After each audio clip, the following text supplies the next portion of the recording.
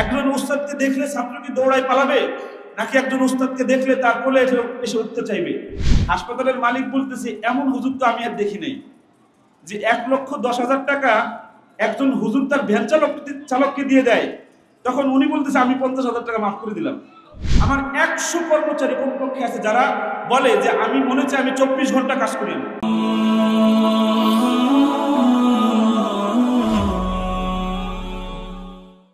অমায়িকি ব্যবহার যার কাছে আছে, পৃথিবী ঋণী হয় ঠিক তার কাছে। ঠিক না বে ঠিক? এত আসছে ঠিক বলছেন, ঠিক না বে ঠিক? তাহলে আমার সাথে একটু বলেন তো সবাই, অমায়িকি ব্যবহার যার কাছে আছে, পৃথিবী ঋণী হয় ঠিক তার কাছে। আসসালামু আলাইকুম ওয়া রাহমাতুল্লাহি ওয়া বারাকাতুহু।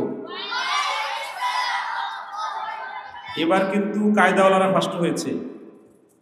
সবাই ভালো আছেন? আমাকে জিজ্ঞেস করছেন আমি কেমন আছি। হায় হ্যাঁ, আমি তো আজকে পৃথিবীর যত সুখী মানুষ আছে তাদের মধ্যে আমি সেরা। জিজ্ঞেস করেন কেন? সবাই একসাথে জিজ্ঞেস করেন।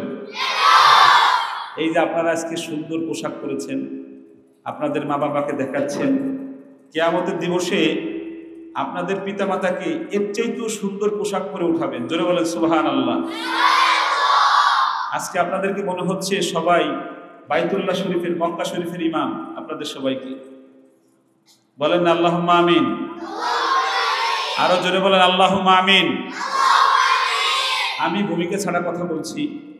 আজকের এই অনুষ্ঠানে উপস্থিত হয়েছেন পবিত্র কোরআনের আলো যে অনুষ্ঠান আজ থেকে 16 বছর আগে শুরু হয়েছিল, যার হাত ধরে বাংলাদেশের হিফজুল কোরআন প্রতিযোগিতা বলতে যাকে পুরোধা যাকে বলা হয়, আমার প্রিয় মুক্তার আহমদ ভাই, উনি একই সাথে একজন প্রফেসর, একই সাথে একজন দায়ী আল্লাহ, একই সাথে একজন সমাজসেবক, একই সাথে একজন রাষ্ট্রের একজন চিন্তক, একই সাথে একজন ইসলামী চিন্তাবিদ। জোরে বলেন সুবহানাল্লাহ। আরো জোরে বলেন সুবহানাল্লাহ। এরকম একজন ব্যক্তিত্ব যার হাতে, যার কাছে, যাদের বিচারে আমাদের কারি আবু রায়হান প্রতিযোগিতা করেছে বিশ্ব জয় করার আগে, যাদের হাত ধরে বিশ্ব মঞ্চ পর্যন্ত যাওয়া শুরু হয়েছে, আজকের আমাদের প্রধান অতিথি হযরতুল আল্লাহ প্রফেসর মোহাম্মদ মুক্তার আহমদ সাহেব, চেয়ারম্যান পবিত্র কোরআনের আলো। আমাদের এই যে আমার ডান পাশে বসে আছেন, আপনারা যারা গার্ডিয়ান আছেন তারা দেখতে পাচ্ছেন আমার ডান পাশে। এরপরে মাঝখানে বসে আছে আজকের প্রধান মেহমান, আমাদের ঢাকা বিশ্ববিদ্যালয় কেন্দ্রীয় জামে মসজিদের সম্মানিত ইমাম ও খতিব। এবং পবিত্র কোরআনের আলো যে প্রতিযোগিতা টিভিতে হয়, আপনারা বাংলা বিষয়টা দেখেছেন, আজ থেকে 16 বছর আগে থেকে এই প্রতিযোগিতার প্রধান বিচারক এবং ইসলামিক আলোচক প্রত্যেকটা টিভিতে আপনারা যাকে প্রশ্নোত্তর পর্বে দেখে থাকেন, হাফেজ মাওলানা নাজিম মাহমুদ হাফিজাহুল্লাহ, সিনিয়র ইমাম ও খতিব, ঢাকা বিশ্ববিদ্যালয় কেন্দ্রীয় জামে মসজিদ। আজকের এখানে প্রধান মেহমান হিসেবে এসে আমাদেরকে ধন্য করেছেন, হযরতের শুকরিয়া আদায় করছি। আমাদের মাঝে আজকে উপস্থিত হয়েছেন আমাদের পবিত্র কোরআনের আলোর সম্মানিত বিচারক হাফেজ কারি আতাউল্লাহ মামুন সাহেব। ওনার সবচেয়ে বড় একটা পরিচয় হুজুরের আতাউল্লাহ মামুন সাহেবের বড় পরিচয়, উনি আমার উস্তাদের সন্তান। আমি যে সকল উস্তাদদের কাছে পড়েছি, উস্তাদের কথাগুলো যখনই সামনে আসে আমার চোখের পাতা ভিজে যায়। আমার আজকে ভালো লাগছে যে আমার উস্তাদের সন্তানকে আজকে আমার মাদ্রাসায় আমি আনতে পেরেছি। আমার এই ছোট্ট মাদ্রাসায় এসে ওনার পায়ের ধুলি পড়েছে। আজকে আমি গর্বিত যে আমার উস্তাদ কবরে বসে দেখতেছেন যে তার সন্তান তার ছাত্রের মাদ্রাসায় এসেছে। আলহামদুলিল্লাহ, সকলে বলেন আলহামদুলিল্লাহ। আমি এই জায়গাটায় আমার বক্তব্য, এই কোটেশনটাই সব জায়গায় আমি কথা বলি যে উস্তাদ, একজন উস্তাদ কেমন হবে, একজন উস্তাদের আচরণ কেমন হবে, একজন উস্তাদের রূপ কেমন হবে, একজন উস্তাদকে দেখলে ছাত্রের অবস্থা কেমন হবে, একজন উস্তাদকে দেখলে ছাত্র কি দৌড়ায় পালাবে, নাকি একজন উস্তাদকে দেখলে তার কোলে এসে উঠতে চাইবে, একজন উস্তাদের কাছে একজন ছাত্রের সকল সমস্যার সমাধান চাইবে, নাকি সমস্যার সৃষ্টি হবে উস্তাদের কাছে? আমার এই জায়গাটা আমার বক্তব্য। আমি আমার উস্তাদ, আমার প্রিয় আমার ছেলেতাজ, উনি আমার উস্তাদের মতো আতাউল্লাহ মামুন সাহেব, ওনার বাবাকে আমি এখন আমার চোখে ভাসে কচুয়ার হুজুর। হুজুর আমার সামনে দিয়ে হাঁটতেন, হুজুর আমাকে মিয়া মিঠু বলে ডাক দিত। মিয়া মিঠু আওয়াজটা হলো হুজুর মোহাম্মদ যাদেরকে বেশি করতেন এদেরকে মিয়া মিঠু বলতেন। জিজ্ঞেস করেন হুজুরকে, হুজুর ঠিক না? মানে যাদেরকে একটু মোহাম্মত করতেন এদেরকে হুজুর মিয়া মিঠু বলতেন। আল্লাহ হুজুরকে জান্নাতের উঁচু মাকাম জান্নাতুল ফিরদাউস দান করে। সকলে জোরে বলছে আমিন, আরো জোরে বলছে আমিন। আমি একটা বক্তব্যের উপর আর রায়হান মাদ্রাসা আজকে পর্যন্ত এসেছে, সেটা হলো শারীরিক শাসন মুক্ত, মানসিক ভয় মুক্ত একটা আদর্শিক কওমি মাদ্রাসা, যেখানে একজন ছাত্র তার উস্তাদকে ভয় পাবে না, যেখানে একজন ছাত্র তার উস্তাদকে দেখলে চুল পরিমাণ কোনো মানসিক ভয়ের সৃষ্টি হবে না এবং শারীরিক কোনো শাসন থাকবে না। আব্বাজিরা, আপনাদেরকে কি আমাদের মাদ্রাসায় মারা হয়? একটু আওয়াজ দিয়ে বলেন মারা হয়? আমি তো অনেক মারি মনে হয়। আপনাদের সঙ্গে জোরে কথা বলি? কেমন কথা বলি আমি? হ্যাঁ, মিষ্টি ভাষায়। মিষ্টি ভাষা কাকে বলে বলেন তো? মিষ্টি ভাষা বলে হলো ওয়াকুল্লাহুমা কাওলান কারীমা। তোমরা তোমাদের পিতা মাতার সঙ্গে মিষ্টি ভাষায় কথা বলো।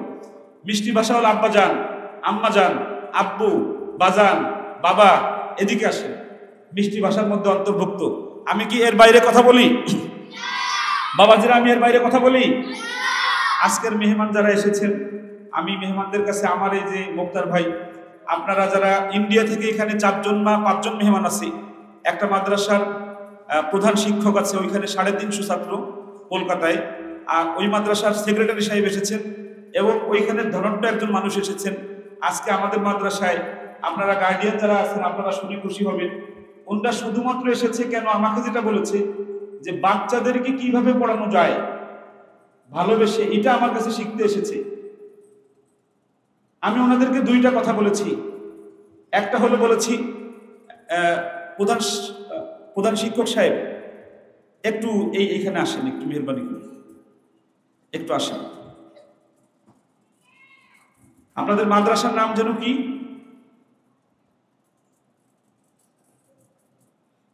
এই মামুন সাহেব এসব পাশে বসো। আপনাদের মাদ্রাসার নাম যেন কি?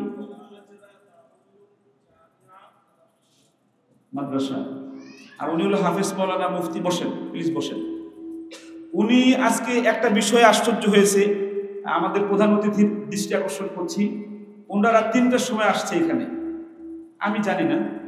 তা উনি আমাকে বলতেছে আমি এত আশ্চর্য হয়েছি, রাত 3টার সময় এসে আমার ডাকতে হয় নাই, আমি শুধু গেটের সামনে এসেছি, আপনার লোক এসে আমাকে রিসিভ করেছে, আমাকে ওই রাত 3টায় চা বানিয়ে খাওয়াইছে, আমাকে নাস্তা দিয়েছে, আমাকে যথাযোগ্য সম্মানের সাথে আমাকে আদর আপ্যায়ন করেছে। সবাই বলেন আলহামদুলিল্লাহ। এখন প্রশ্ন হতে পারে রাত 3টায় কিভাবে সম্ভব হলো ওনাকে মেহমানদারি করা? আমি একটা জিনিস সিকিউরিটি দিয়েছি, সেটা হলো যে আমার প্রত্যেকটা বিল্ডিংয়ে রাত 11টা থেকে ভোর 5টা পর্যন্ত একজন করে সিসি ক্যামেরার সামনে পাহারাদার থাকে। তার কাজ হলো কোনোভাবে যেন আমার এইখানে এই ছোট কোমলমতি বাচ্চাদের সাথে কেউ যেন চারিত্রিক কোনো পদস্খলন না ঘটাতে পারে। একদম 1000% সিকিউরিটি দেওয়া আমার এখানে। কোনো অবস্থায় আমার এখানে আমার কোনো বাচ্চাদের সাথে কোনো শিক্ষক, স্টাফ, গার্ডিয়ান কেউ কোনোভাবে আমার ছাত্রদের সাথে কোনো ধরনের কোনো অপকর্ম করতে পারবে না ইনশাআল্লাহ। এটা আমরা একদম হাই সিকিউরিটি দিয়ে দিচ্ছি এই জায়গায়। এই হাই সিকিউরিটি দেওয়ার কারণে যে আসে রাত্রে এরা দেখতে পায় যে সিসি ক্যামেরায় দেখা যায় যে কে আসছে, যে এই লাভবাহিক। যখনই রাত 3টায় লাভবাহিক বলে ওই লোক আশ্চর্য হতভম্ব হয়ে যায় যে এটা কিভাবে সম্ভব। আসলে তো আমাদের এই সিস্টেমের ভিতরে পড়ার কারণে সম্ভব হয়েছে। তো উনি বলেছেন যে আমি রাত 3টার সময় যে আপ্যায়ন পেয়েছি, বাংলাদেশ সম্পর্কে আমার যে ধারণা এসেছে এই রাত 3টায়, সেটা হলো যে রাসূলুল্লাহ 1400 বছর আগে মানুষের সঙ্গে মেহমানদারি কেমন করতেন, আমি আর রায়হানে এসে সেই বিষয়টা আমি শিখেছি। সবাই জোরে বলেন আলহামদুলিল্লাহ, আরো জোরে বলেন আলহামদুলিল্লাহ। আজকে এখানে আমাদের 140 জন মোট ছাত্র আমপাড়া থেকে নাজারায় যাচ্ছে অর্ধেক, আর অর্ধেক আমপাড়া থেকে মানে কায়দা থেকে আমপাড়ায় যাচ্ছে। একসাথে এতজন ছাত্রের অনুষ্ঠান আমাদের আরাহানেই প্রথম। আর সেই প্রথম অনুষ্ঠানে আমাদের আজকের বক্তার ভাই এসেছেন, উনি একজন বড় মিডিয়া ব্যক্তিত্ব। আমি একটা বিষয় শুধু আজকের মেহমানদের কাছে আমি দৃষ্টি আকর্ষণ করছি, সেটা হলো যে কওমি মাদ্রাসা যেন শারীরিক শাসন মুক্ত, মানসিক ভয় মুক্ত হয়। অনেকে আমাকে জিজ্ঞাসা করে যে আপনার এই সফলতার পিছনে কারণ কি। আমি একটা বক্তব্য দেই শুধু সে বিষয়ে, যে আমি শারীরিক শাসন মুক্ত আর মানসিক ভয় মুক্ত রাখার কারণে আমার মাদ্রাসায় এত ছাত্র হচ্ছে, সকলে বলেন আলহামদুলিল্লাহ। আর একটা বিষয় হলো আল্লাহর পক্ষ থেকে নুসরত, সেটা হলো যে আমাদের এইখানেই আব্বাজিরা, এইখানে বাবা মারা গিয়েছে, বাবা নাই, এরকম কে কে একটু দাঁড়ান তো বাবারা, যাদের বাবা নাই, যারা আমাদের এখানে ফ্রি পড়েন তারা একটু দাঁড়ান তো আব্বারা, একটু দাঁড়ান। যাদের বাবা নেই তারা দাঁড়ান বাবারা। এই যে এরা এখানে এই কয়জন, এদের বাবা নেই, বসেন আব্বারা বসেন। তো আমরা এদেরকে এই 250-200 উপরে বাচ্চাদেরকে আমরা ফ্রি পড়াই, এদের কাছ থেকে কোনো ধরনের কোনো টাকা নেই না। পৃথিবীর কোনো মানুষ বলতে পারবে না যে আমরা এদেরকে লালন পালন করতে কখনো টাকা চেয়েছি বা ভাব দেখাইছি, এটা পৃথিবীর কোনো মানুষ বলতে পারবে না। উপরন্ত জাকাতের টাকা যদি এসে কেউ জোরও করে তাও আমরা নেই না। আমাদের এই বাচ্চাদেরকে আজকে লাইভ চলতেছে, আমাদের এই 1500 বাচ্চাকে এদের প্রত্যেকের পিছনে মাসে সর্বনিম্ন 8400 টাকা খরচ হয়, সর্বনিম্ন 8400 টাকা খরচ হয়। এই সকল টাকা আমার রোজগারের এইখানে যে লভ্যাংশ হয়, এই লভ্যাংশের 40% টাকা আমাদের এই এতিমদের পিছনে আমরা ব্যয় করে থাকি। আর একটা বিষয়, এখানে আসার আগে আমি বলেছি যে আমাদের এইখানে বেতন ছাড়া 17টা সুবিধা আমরা দিয়ে থাকি আমাদের স্টাফদেরকে, যে কারণে আমাদের স্টাফরা আমাদের এই যে আপনার পাশে বসে একটু দাঁড়ান, ওনার মুখ থেকে একটু জানেন। ওনার মেয়ে হয়েছে 1 মাস আগে, উনি আমাদের এখানে নুরানি বিভাগের শিক্ষক। উনি আমাকে ফোন দিল যে হুজুর রক্ত লাগবে, তখন রাত 1টা বাজে, একটা বাজে। আল্লাহর কসম করে বলছে, আমার ছোট ভাইকে আমি ফোন দিয়েছি, তোর রক্তের গ্রুপ কি, বললে এই গ্রুপ। আমি বললাম তুই গাড়ি বের করে দ্রুত চাঁদপুর চলে যা, যদি ওইখানে আমাদের কেউ না পাওয়া যায় তুই চলে যা ডাইরেক্ট, যে রক্ত দে বলছিলাম। আমার ভাই সাথে সাথে গ্রুপে দিয়েছে যে আমার রক্ত মেলে আমি আসতেছি। উনি তখন বলছে না রক্ত এখানে পাওয়া গেছে। আমার যার সাথে যারা কাজ করে তাদের পিছনে আমাদের বক্তব্য হলো এরকম। পরে ওনাকে আমি বলছি যে আপনি চিকিৎসা করেন, কোনো সমস্যা নাই। সে চিকিৎসা করা অবস্থায় 1,10,000 টাকা খরচ হয়েছে, NSAID 11 দিন ছিল, আমরা 90,000 টাকা দিয়েছি তাকে, এই 1,10,000 টাকার। আর একটা ঘটনা একটু বলি মুক্তার ভাই, তাহলে খুশি হবেন আপনি। আমাদের ভ্যান চালক বসেন, আমাদের এই তরকারি আনে, এই ছেলেটার, তার ছেলে আইসিইউতে ভর্তি, 1,92,000 টাকা বিল আসছে। তার আপন চাচা তাকে বুদ্ধি দিচ্ছে যে তোর বাড়ির জায়গাটা 11% আমাকে লিখে দে, আমি এই বিলটা দিয়ে দিচ্ছি। আমাকে আমার ম্যানেজার বললো যে হুজুর এই ঘটনা। আমি বললাম যে, আমি ওদেরকে বললাম তোমরা কিছু টাকা উঠাও। আমার লোকজন এরা 38,000 টাকা তুলেছে। আমি আরো টাকা মিলিয়ে 1,10,000 টাকা আমার ম্যানেজারকে দিয়ে বললাম নিয়ে চলে যাও। তা ম্যানেজার নিয়ে গেছে হাসপাতালে, যে যখন বলছে যে আমাদের বড় হুজুর 1,10,000 টাকা দিয়েছে, হাসপাতালের মালিক বলতেছে এমন হুজুর তো আমি আর দেখি নাই, যে 1,10,000 টাকা একজন হুজুর তার ভ্যান চালককে দিয়ে দেয়। তখন উনি বলতেছে আমি 50,000 টাকা মাফ করে দিলাম। আলহামদুলিল্লাহ। আমার ওই ভ্যান চালক সে আমাকে বলতেছে যে আমার মনে হচ্ছে আমার জীবনটাই মাদ্রাসার জন্য আমি দিয়ে দিই, আমি আমার টাকার বিনিময়ে আমি জীবন কিনতেছি। আমি, আপনারা শুনে খুশি হবেন, আমার 100 কর্মচারী কমপক্ষে আছে যারা বলে যে আমি মনে হচ্ছে আমি 24 ঘন্টা কাজ করি। আমি এই 24 ঘন্টা কাজ করা মানুষগুলোর কারণে আমাদের এই মাদ্রাসা আজকে ফুলে ফেপে এত বড় হয়েছে। আমার সামনে এখানে যারা বসা আছে, এই পাশে এরা নাজেরায় যাবে, আর এই পাশে এরা আমপাড়ায় যাবে। এই নাজেরায় যে এই যে 70 জন যাবে, এই 70 জনের যে কাউকে এরা আন্তর্জাতিক 5টা লাহানে পড়তে পারবে, কোরআন শরীফের যে কোনো জায়গায়। আমার একটু বিনীত আরজ থাকবে, আপনাদের বক্তব্যের আগে যে কোনো একটা বাচ্চাকে ডেকে একটু তিলাওয়াত শুনবেন একটু। আর আপনাদের সকলের দোয়া চাই। আমি প্রাণ খুলে আমার 200 এতিমদের পক্ষ থেকে আমি দোয়া করছি যে মুক্তার ভাই যেদিন মারা যাবে সেদিন যেন আল্লাহ জানাজায় আমাকে নিয়ে যায়। আমার নাজির ভাই যেদিন মারা যাবে, যদি আমরা বেঁচে থাকি, তাহলে আল্লাহ যেন আমাদের সবাইকে এখানে যারা আছি, আমার 2000 ছাত্র যেন একসাথে জানাজায় শরীক হতে পারে। সকলে বলেন আমিন।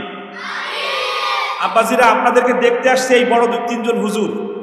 ওনারা যদি মারা যায়, আপনারা যদি শোনেন, তাহলে কি জানাজায় যাবেন? জোরে বলেন ইনশাআল্লাহ। একজনের নাম হলো প্রফেসর মুক্তার আহমদ। বলেন তো কি? আরো জোরে বলেন, আরো জোরে বলেন। আর একজনের নাম হলো নাজির মাহমুদ। জোরে বলেন, আরো জোরে বলেন। আর একজনের নাম হলো আতাউল্লাহ আল মামুন সাহেব। কে কে জানাজায় যাবেন ইনশাআল্লাহ? হাত নামান। আমি আপনাদের কাছে আজকে একটা জিনিস দিয়ে আমি শেষ করে দেব। দিবেন আমাকে? একসাথে সবাই বললেন না, দিবেন? আরো একটু জোরে বলেন, দিবেন?